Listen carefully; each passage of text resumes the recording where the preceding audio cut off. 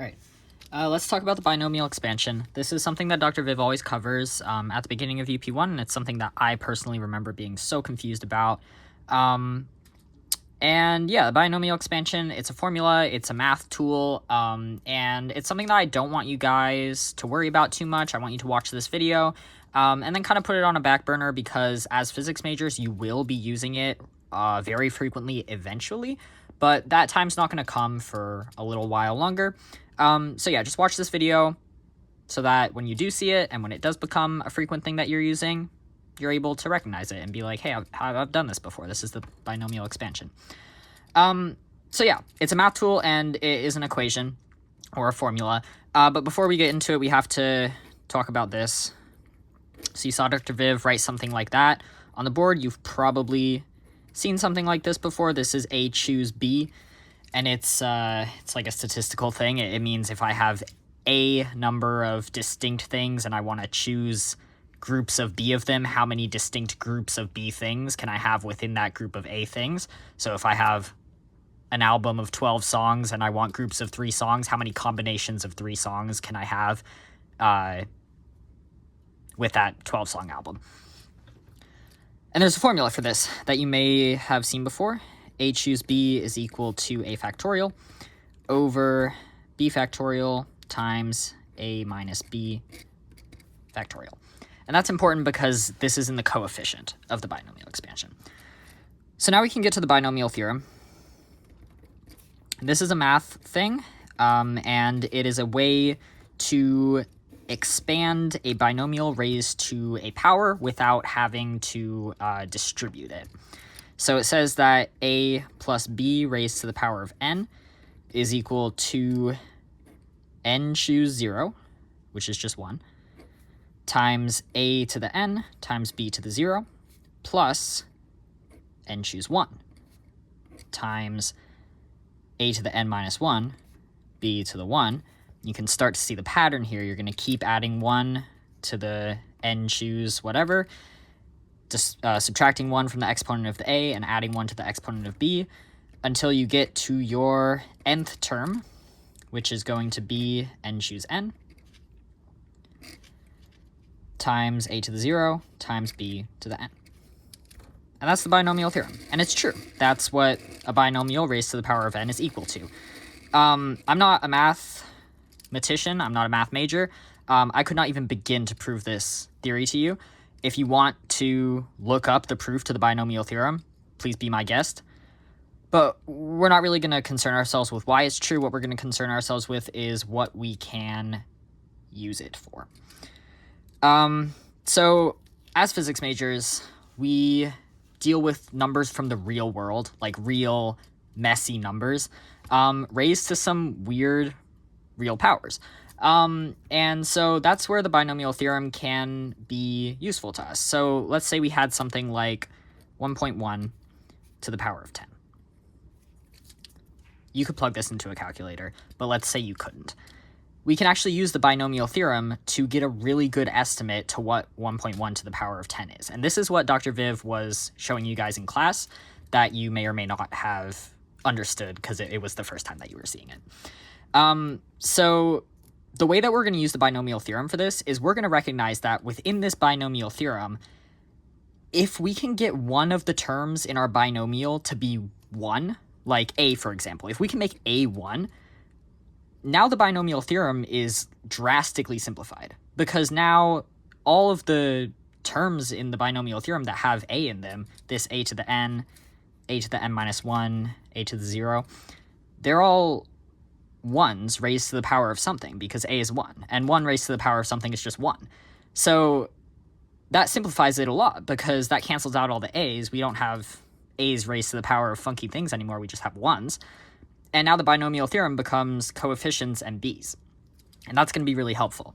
So I'm going to write this as 1 plus, I'm going to write it as 1 over 10, that's the 0.1, raised to the power of 10.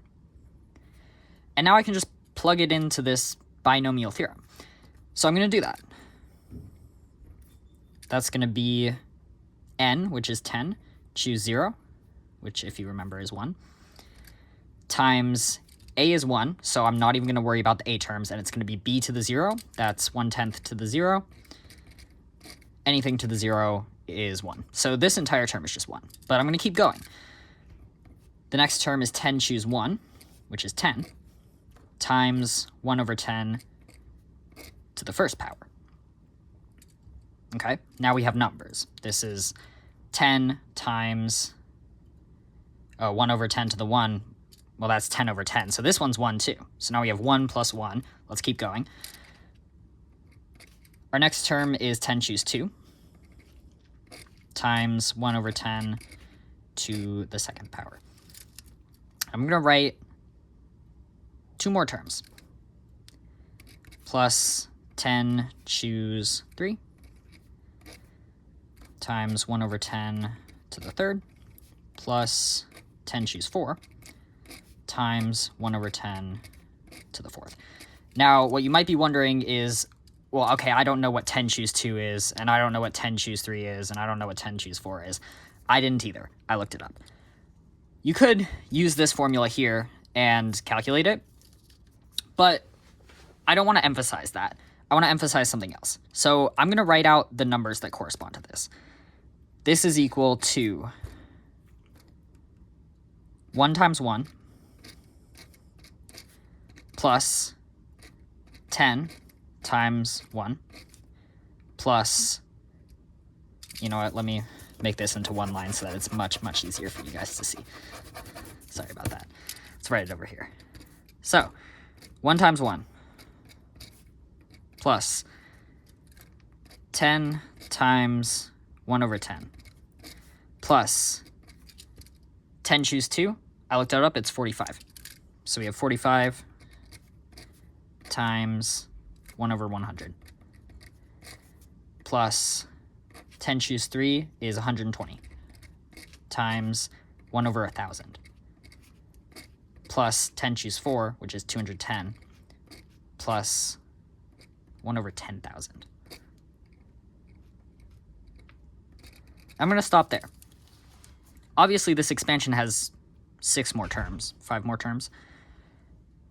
But we can actually stop here, because what you're going to notice is that this term here, this 1 over 10, 1 over 100, 1 over 1,000, it's decreasing by a factor of 10 every single time. And it's decreasing much more rapidly than this term is increasing. And in fact, this n choose whatever term has a maximum. The maximum for a 10 choose something is 10 choose 5. The graph of a choose function goes up like that and then comes back down. I don't know if it's actually curved like that, but it maxes out at the midpoint. So 10 choose 6 is the same as 10 choose 4. That means that this has a maximum, but this doesn't have a minimum. This term is going to keep getting smaller and smaller and smaller and smaller, and it's going to get ridiculously small. The last term is going to be 1 over 10 to the power of 10. That's 1 over 10 billion. That's 0. 1 over 10 billion is 0. So what we can say here is, okay, let's simplify this further. Let's take this down here. This is 1 plus 1 plus 45 over 100 is 0.45. And then 120 times 1 over 1,000, okay, that's 0. I gotta do this. 1, 2, 0, 1, 2, 3. Okay, that's 0.12. But then this term over 10,000, that's 0.021. Yep, plus 0.021. And then the next term is going to be even smaller. It's going to be over 100,000. So we can just stop there. And let's stop there. This is 2.45 plus 12 is 57. So 2.591 about.